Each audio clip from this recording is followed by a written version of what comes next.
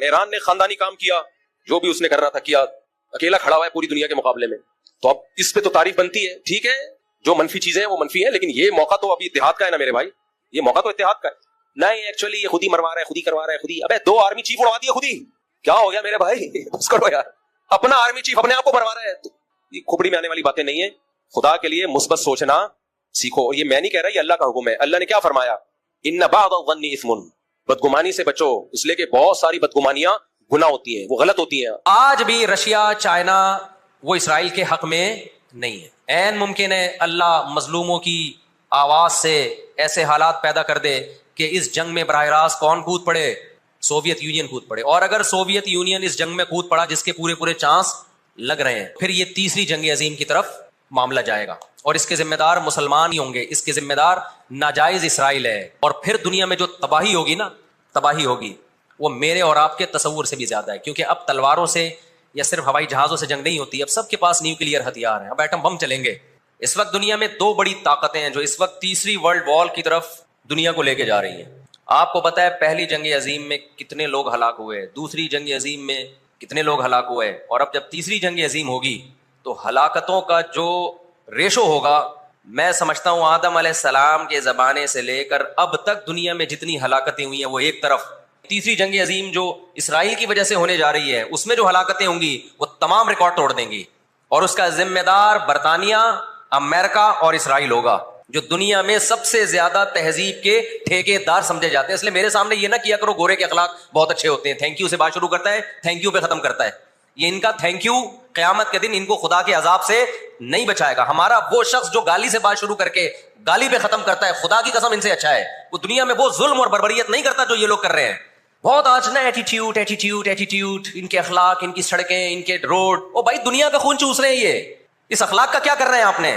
عراق میں جو بھوک سے بچوں کو مارا ہے وہ کس نے مارا ہے؟ مسلمانوں نے مارا ہے یا ان 27 اتحادیوں نے مارا ہے؟ وہ عراق اب تک اپنے پاؤں پہ کھڑا نہیں ہو پایا ہے.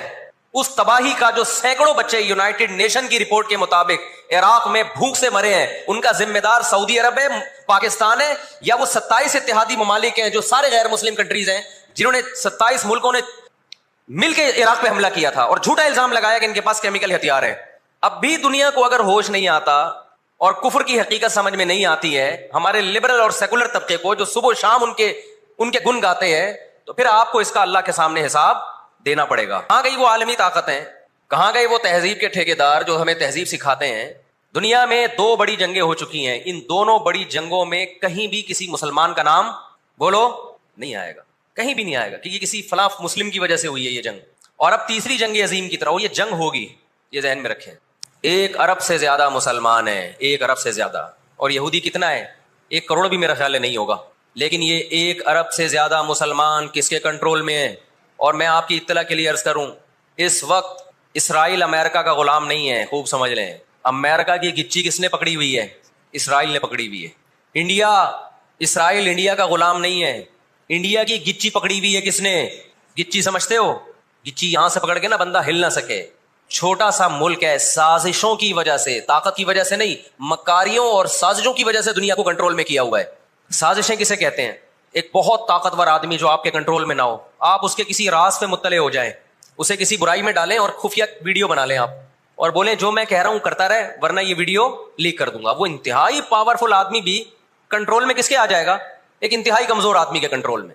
یہودیوں پر ان کی بدعمالیوں کی وجہ سے قرآن کیا کہتا ہے؟ غربت علیہم الذلہ، انہوں نے پیغمبروں کو قتل کیا، انہوں نے موسیٰ علیہ السلام کو صرف ستایا نہیں، بے انتہا ستایا. اتنے سارے معجزے دیکھنے کے باوجود انہوں نے عیسیٰ ابن مریم کو اللہ کا بیٹا کہا، عیسیٰ ابن مریم کو معاذ اللہ ولد الزنا کہا، حالانکہ ان کی اپنی کتابوں میں آج تک عیسیٰ ابن مریم کی گواہی، ان کے نبوت کے علامات موجود ہیں. جیسے انہوں نے اپنی کتابوں میں عیسیٰ ابن مریم کا تذکرہ ہونے کے باوجود ان کا انکار کیا حسد اور جیلیسی کی وجہ سے، اسی طرح انہوں نے محمد صلی اللہ علیہ وسلم کی نبوت کا انکار کیا. قرآن کہتے ہیں اس کی بیس بھی کیا تھی؟ حسد اور جیلیسی. دیکھو اللہ کا قاعدہ ہے کہ دنیا میں جو حد سے زیادہ آگے نکلنے کی کوشش کرتا ہے نا اپنی اوقات سے زیادہ، حق علی اللہ الا یرتفع شیء الا وضعہ. نبی صلی اللہ علیہ وسلم نے فرمایا اللہ نے اپنے اوپر یہ بات لازم کر لی ہے کہ جو چیز بھی حد سے آگے نکلے گی اللہ اس کو زمین پہ گرا دے گا. آج بھی آپ نے دیکھا ہوگا نا بہت سے لوگ ہر وقت میں کرتے کرتے تکبر سے دماغ خراب ہونے لگتا ہے. اللہ کی قدرت حرکت میں آتی اور اللہ ایک ہی دفعہ میں نیچے پٹکتے ہیں اس کو. نبی صلی اللہ علیہ وسلم نے فرمایا, اللہ تعالیٰ کہتے ہیں الکبریاء ردائی, تکبر میری چادر ہے, جو مجھ سے اس چادر میں شرکت کی اور الجھنے کی کوشش کرے گا میں اس کو رسوا کر دوں گا. یہی 100% یہ معاملہ اللہ نے یہودیوں کے ساتھ کیا ہے. یہ لاڈلی قوم تھی, اللہ نے ان میں بہت سارے پیغمبر بھیجے, موسیٰ کلیم اللہ بھیجے, جنہوں نے ان کو فرعون کے تسلط سے آزاد کرایا. اتنے سارے معجزے دیکھنے کے بعد جب ان کو حکم ہوا اللہ کی راہ میں جہاد کرو تو انہوں نے کیا کہا, اذهب انت وربک فقاتلا انا ہاہنا قاعدون, اے موسیٰ تو اور تیرا رب جا کے لڑ, ہم یہیں بیٹھ کے تماشا دیکھ رہے ہیں. آپ کو پتا ہے کہ یہود کا لفظ اتنی بڑی گالی دنیا کے لیے بن گیا تھا. آج دنیا میں بہت سے لوگ کہتے ہیں یہ عرب کنٹریز کیوں نہیں کر رہے. بھائی عرب ممالک 3 بڑی جنگیں لڑ چکے ہیں. یہ جو لوگ الزام لگاتے ہیں نا کہ عرب چپ کر کے بیٹھے ہوئے ہیں, مصر کیوں نہیں کر رہا. مصر کی سرحد ملتی ہے اسرائیل سے, شام کی سرحد ملتی ہے, اردن اور لبنان کی سرحد ملتی ہے. یہ سارے ملک 3 بڑی جنگیں لڑ چکے ہیں اسرائیل کے خلاف, لیکن فتح کس کو ہوئی ہے؟ اسرائیل کو. کیوں؟ اس کے پیچھے کون تھا؟ اس کے پیچھے امریکہ تھا. اچھا 1956 میں بھی لڑائی ہوئی ہے. آپ کو پتا ہے وہ لڑائی کیسے ختم ہوئی؟ اسرائیل کو سپورٹ کیا برطانیہ اور فرانس نے. وہ پیچھے ہٹے رشیا کی دھمکی سے. روس کو اندازہ ہو گیا کہ یہ قبضہ کرتے چلے جا رہے ہیں اور ایک بہت بڑی پاور بن کے یورپ اور امریکہ اتحاد بن کے ہمارے سامنے آ جائیں گے, ہماری پوزیشن خراب ہو جائے گی. روس کون سا کوئی اتنا نیک انسان ہے وہ. لیکن قرآن کہتا ہے نا نولی بعض الظالمین بعضا, ہم بعض ظالموں کو بعض ظالموں ہی کے ذریعے پٹواتے ہیں. محلے میں ایک دادا گھوم رہا ہوتا ہے بدماشی کرتا, کمزور پٹ رہے ہوتے ہیں, اللہ دوسرے دادا کو پیدا کر کے اس کو پٹواتے ہیں اس سے, اور پھر کہتے ہیں تجھے کسی اور سے پٹواؤں گا میں. روس نے کون سا اچھے افغانستان میں جو بربریت کی اس نے کس قانون کے تحت افغانستان میں گھسا تھا, وہاں بھی افغانی اس کے خلاف کھڑے ہوئے اور مار مار کے بھگایا اس کو. پھر جو آپ کے 40-42 ملک ابھی افغان طالبان کے ساتھ لڑ کے گئے ہیں وہ کس قانون کے تحت آئے تھے بھائی؟ ایک شخص کو پکڑنے کے لیے, اسامہ بن لادن کو پکڑنے کے لیے آپ نے پوری ریاست کی ایسی کی تیسی کر دی. تو ان کے اپنے لیے اصول کچھ اور ہیں, ہمارے لیے اصول بولو کچھ اور ہیں. اس لیے انصاف اصل کب ہوگا میرے بھائی؟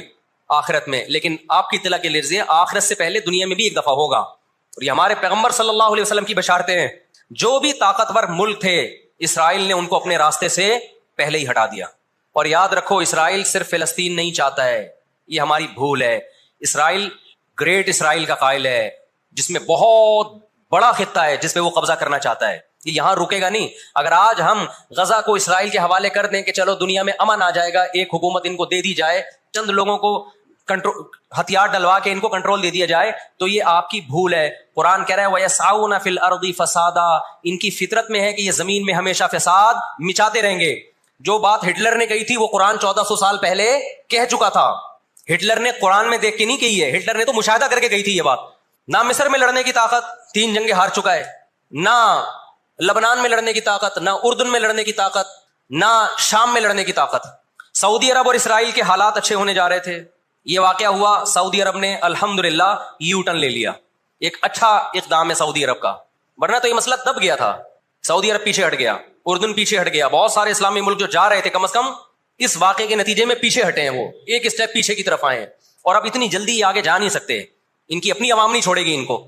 اگر یہ آگے کی طرف گئے, یہودیوں سے انہوں نے دوستی لگانے کی, اسرائیل سے دوستی لگانے کی کوشش کی. میں بار بار کہتا ہوں جب میں یہودی کا لفظ استعمال کرتا ہوں تو اس سے صہیونی اور اسرائیلی مراد ہوتے ہیں جو اسرائیل کو سپورٹ کر رہے ہیں. سارے یہودی اس میں داخل نہیں ہیں. دیکھیں آپ یہودیوں کی ہسٹری اٹھا کے دیکھیں نا, ہمیشہ کوئی نہ کوئی ایسا ان پر مسلط ہوا ہے جنہوں نے ان کی شرارتوں کا مزہ ان کو دنیا میں چکھایا ہے.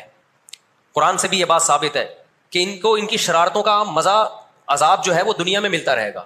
میں بار بار کہتا ہوں ہٹلر نے بھی ان کو عذاب دیا ہے. ہٹلر سے پہلے بھی اسلامی نہیں بلکہ دنیا کی تاریخ میں بہت سے ہٹلر گزر چکے ہیں جنہوں نے ان کی شرارتوں کی ان کو دنیا میں سزا دی ہے.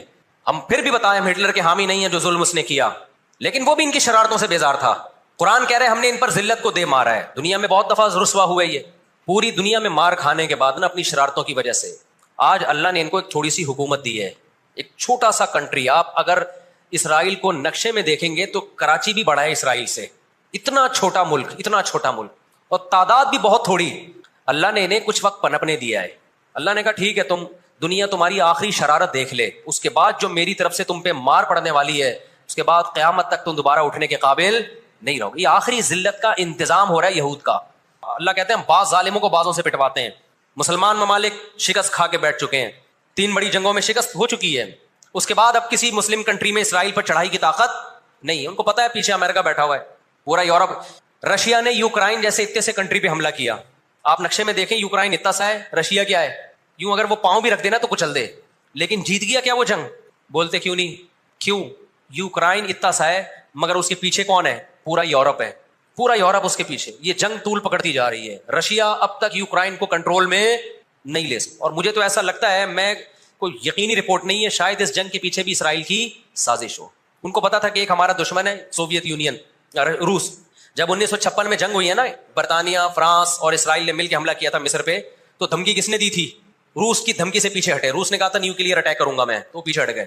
روس مسلمانوں کی خیر خواہی میں نہیں کر رہا تھا. روس کو یہ تھا کہ جب دنیا کا باپ میں بننا چاہتا ہوں تو تم دنیا کے باپ بننے کی کوشش کیوں کر رہے ہو؟ اگر یہ باپ بن گئے تو اس کو پتا تھا ہماری چودراہٹ ختم ہو جائے گی. تو اللہ ایک ظالم کو دوسرے ظالم سے پٹواتے ہیں. تو آج بھی رشیا، چائنا وہ اسرائیل کے حق میں نہیں ہے. عین ممکن ہے اللہ مظلوموں کی آواز سے ایسے حالات پیدا کر دے کہ اس جنگ میں براہ راست کون کود پڑے؟ سوویت یونین کود پڑے. اور اگر سوویت یونین اس جنگ میں کود پڑا جس کے پورے چانس لگ رہے ہیں، تو پھر یہ تیسری جنگ عظیم کی طرف معاملہ جائے گا یا فلسطین. اور پھر دنیا میں جو تباہی ہوگی نا، تباہی ہوگی وہ میرے اور آپ کے تصور سے بھی زیادہ ہے. کیونکہ اب تلواروں سے یا صرف ہوائی جہازوں سے جنگ نہیں ہوتی، اب سب کے پاس نیوکلیئر ہتھیار ہیں، اب ایٹم بم چلیں گے. تو آج اگر یہ اسرائیل کا ہاتھ زبردستی روک لیتے ہیں تو دنیا بڑی تباہی سے بچ جائے گی. اور اگر یہ دنیا اسرائیل کا ہاتھ نہیں روکتی اور اس جنگ کو بند کرنے کی کوشش نہیں کرتی، تو بھائی جو تیسری جنگ کی طرف معاملات جا رہے ہیں اس کے ذمہ دار یہ لوگ ہوں گے جو دنیا میں تہذیب کے ٹھیکیدار ہیں. یہاں تک بات سمجھ میں آ گئی کہ نہیں آ گئی؟ دوسری بات، ہمیں قرآن و سنت اس بارے میں کیا ہدایات ملتی ہیں؟ اللہ کہتا ہے میں نے یہود پہ ذلت کو مسلط کر دیا ہے. اس آیت میں اور اس حدیث میں جو میں نے تقاتلون الیہود والی حدیث پڑھی، اس میں مسلمانوں کے لیے خوشخبری ہے کہ اللہ تعالیٰ نے جیسے بنی اسرائیل انتہائی کمزور تھے، فرعون کا ظلم اور بربریت کا شکار تھے. اللہ سورہ قصص میں کہتے ہیں وَنُرِيدُ أَن نَّمُنَّ عَلَى الَّذِينَ اسْتُضْعِفُوا فِي الْأَرْضِ، ہم نے ارادہ کیا کہ زمین میں کمزور ترین لوگوں کو اٹھا کے زمین کا امام بنا دیں گے، طاقتور پہ غالب کر دیں گے. بہت دفعہ ایسا ہوا ہے، کم من فئۃ قلیلۃ غلبت فئۃ کثیرۃ باذن اللہ. اللہ کہتے ہیں دنیا کے نقشوں میں جو غالب ہوتا ہے، جس کی فتح اسباب کی دنیا میں یقینی ہوتی ہے، میں بہت تھوڑی سی جماعت کو طاقتور بنا کے دنیا کا امام بنا دیتا ہوں. ہمیں اللہ کی رحمت سے اور قرآن اور حدیث کی جو بشارتیں مل رہی ہیں اس سے پوری امید ہے کہ انشاءاللہ یہ اسرائیل کی شکست پہ اور یہودیوں کی ہمیشہ کے لیے شکست پہ اس کا نتیجہ نکلے گا انشاءاللہ. اور نبی صلی اللہ علیہ وسلم کی وہ حدیث پوری ہوگی کہ تمہاری جو بڑی جنگ ہوگی، نبی نے کیا فرمایا؟ اس امت کی ایک جماعت ہمیشہ جہاد کرتی رہے گی. لا یزال طائفۃ من امتی ظاہرین علی الحق. ہر دور میں لڑائی ہوئی ہے، جہاد ہوا ہے. آپ اس ہسٹری اٹھا کے دیکھ، کہیں نہ کہیں جہاد ہمیشہ ہوتا رہا ہے. تو آج بھی ایسا ہوگا. اور بالآخر یہ معاملات اگر بین الاقوامی دنیا نے کنٹرول نہیں کیے تو نبی صلی اللہ علیہ وسلم کی پیش گوئیاں انشاءاللہ بہت جلد پوری ہونے والی ہیں.